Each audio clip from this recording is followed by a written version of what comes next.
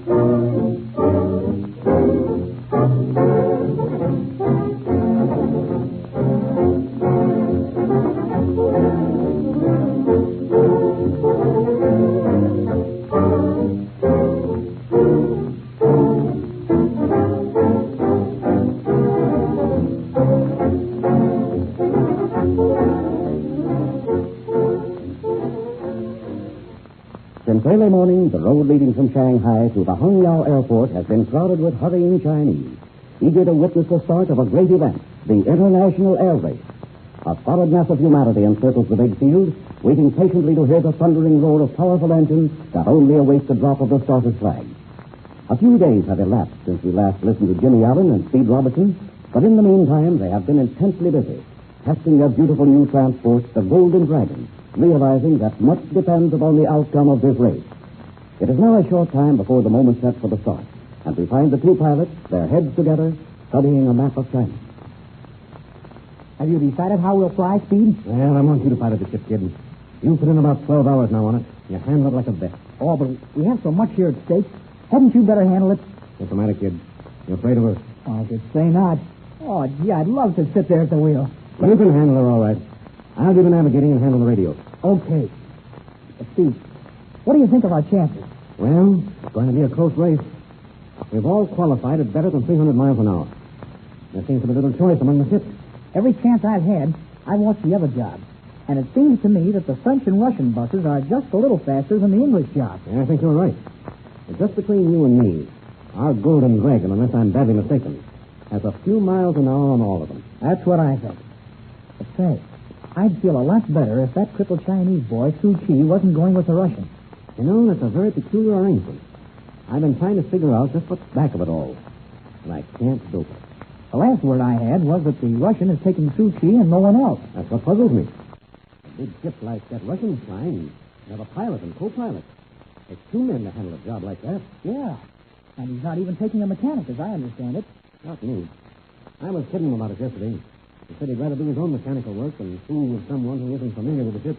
And he says he's only taking Su Chi along because he knows the country so well. Now, that's just an excuse. What the real reason for that strange combination is, I don't know.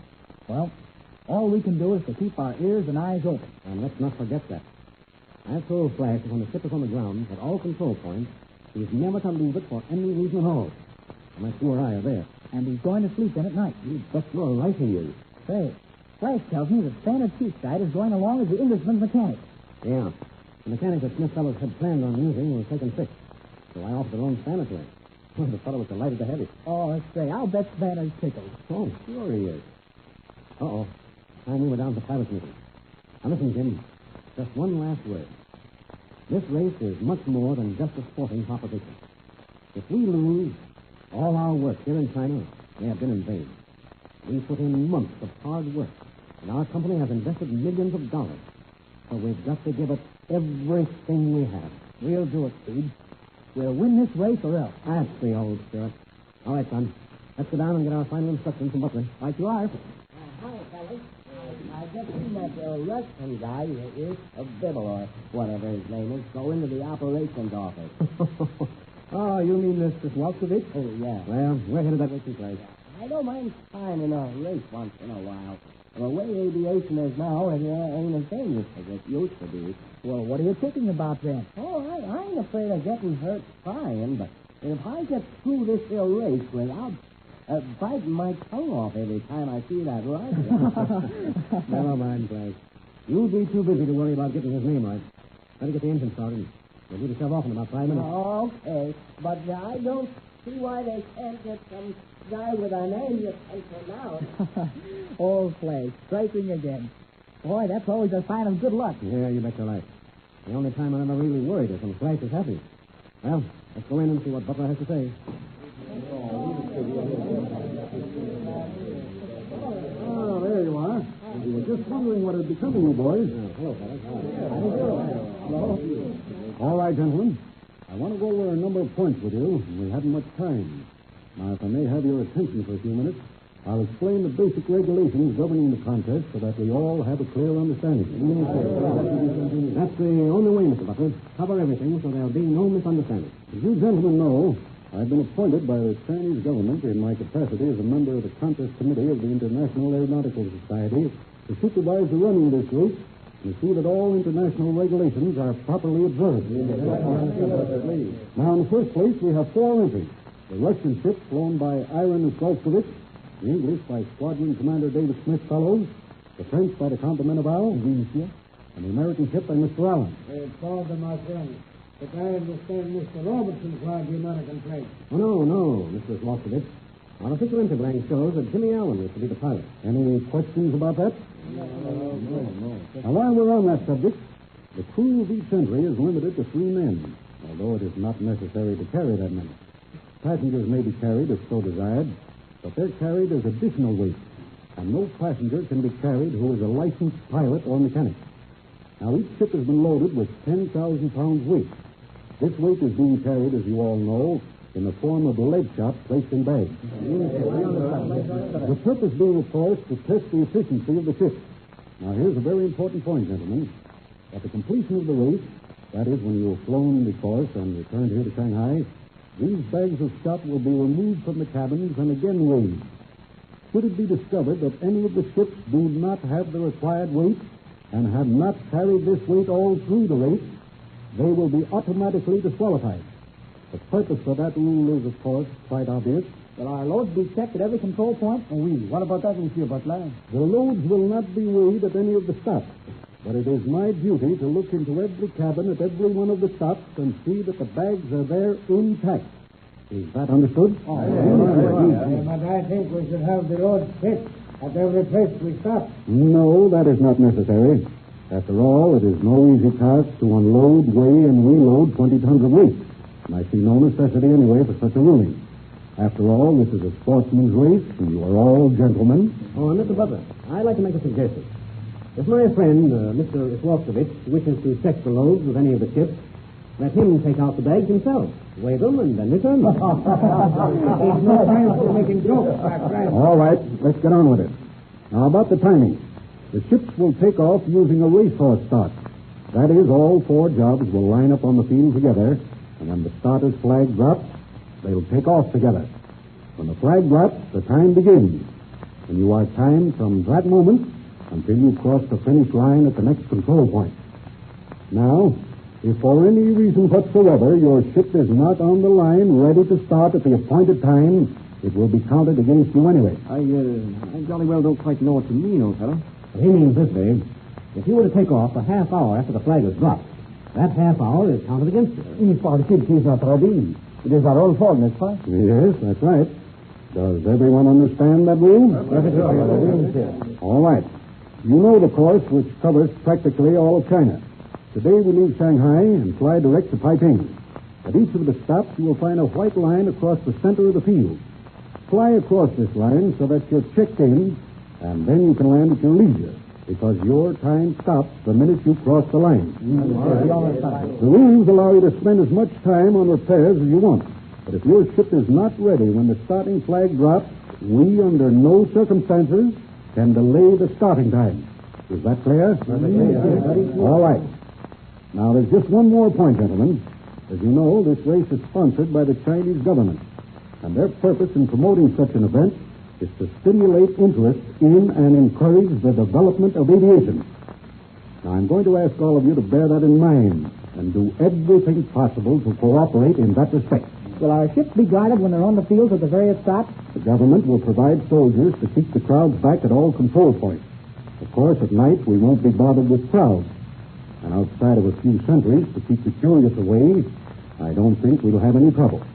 All right, gentlemen. Are there any more questions? No, that seems to cover everything. Well, gentlemen, I wish you all success and luck. As I mentioned a moment ago, this is a sporting affair, and I know we'll see nothing but the finest type of sportsmanship displayed by the pilots and crews. All right, now, get into your ships and taxi out to the starting line, and the best of luck to all of you. Thank you, Well, Speed, that's the work. I guess we're all set. You know, I like this fellow, Butler. I think he knows his business. What do you think of our competitors? Well, we've known Baroque a couple of weeks. He seems to me a nice fellow. I like this Englishman, Smith fellow. Oh, he's a fine chap. And a pilot with a great reputation. He's from the British Snyder Cup team, you know. What about the Russian? He's still an unknown quantity. We'll just wait and see how he turns out. Well, here's our golden dragon. Climb in, kid. It's all ready, boys. There must be 10 million suits. How do you know what to take off? By George, there is a big crowd. Close the door, Flash. All right, Jim. Taxi it out to the line. Boy, oh boy. I wonder how we'll feel when we get back to Shanghai. Yeah, well, that's hard to tell. Our position on the line is between Smith fellows and Duroc. All right. Let's go. Here comes Duroc with his Firebird. Yeah? And Smith fellows with his Benson Comet already on the line. Here comes the Russian, too. Hold it, Jim. Hold it. That's about right. Okay. There's the starter. Wait till I take a look around. Hey, everything looks okay. Everything set back there, Flash? Watch it, Jim. Watch it. The starter's raised his flag. We're ready for him. Get set. Down it goes. We're off. Come on, you golden dragon.